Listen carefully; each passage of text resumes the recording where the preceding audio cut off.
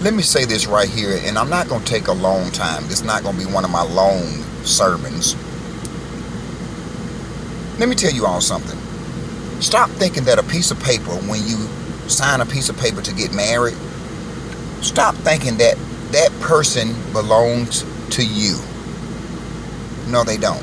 That's just an agreement which law says you must sign to be married. You cannot control a person's emotions. You cannot control the way the other person thinks. And let's be honest, a lot of marriage you see today was not put together with real love. They were put together because circumstance. He can take care of me. She can take care of me. Her sex is good. His sex is good. I ain't never been screwed like that. That's gonna get old. If you were not joined by God, hear me well. If you were not joined by God, it's gonna fail. I don't care how much money you make. I don't care what you drive. I don't care what you stay in. If your marriage was not joined together by God, it's gonna fail anyway. I hear so many men and women making an excuse for going out cheating and having sex with other people, and they're in a marriage with someone, and I hear them daily make different excuses why they do it. No, you did that because, first of all, that was already in you to do.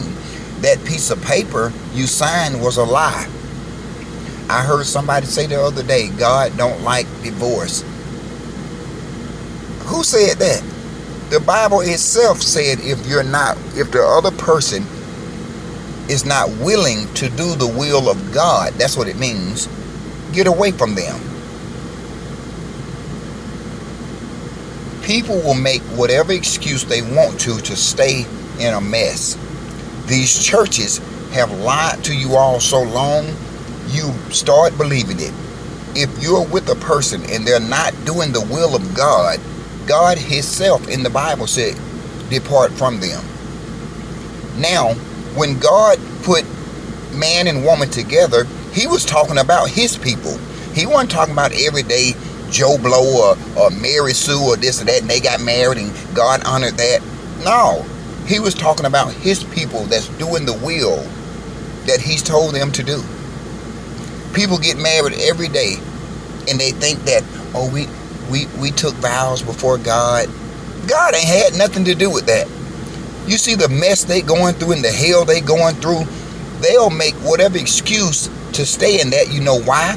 They're scared to face life on their own terms of what life brings. They say that, oh well, he helped me with this, or she helped me with this, or that's the only thing they thinking. That's the only thing they thinking. Well, I'm gonna be by myself and I gotta carry all of this. You're already carrying all of it. If that person truly don't love you, if you got to keep getting cussed out and called a bitch and a hoe and all this thing, all these terms that men and women use toward each other, I'm talking about men and women, that's not a marriage. That's an agreement. We stay in these situations because we're weak, because we're spineless, because we're scary. And before we face something, and I know what I'm talking about because I did it years ago. Now I'm standing on my own, and it feels better than it ever felt in my life. I don't know why I ran away from it so long as a young man. I depended on women to take care of me. You all know my story if you follow me. I depended on women to take care of me for what? Now I'm standing on my own, drive my own car, bought my own car, got my own place to stay. Don't nobody stay with me.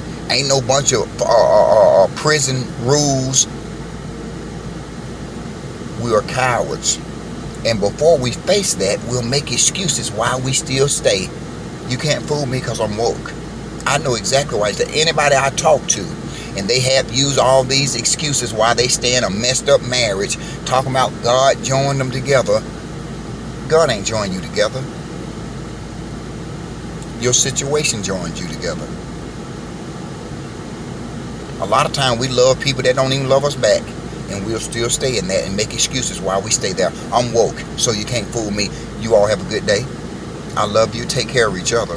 But first, do the will of God.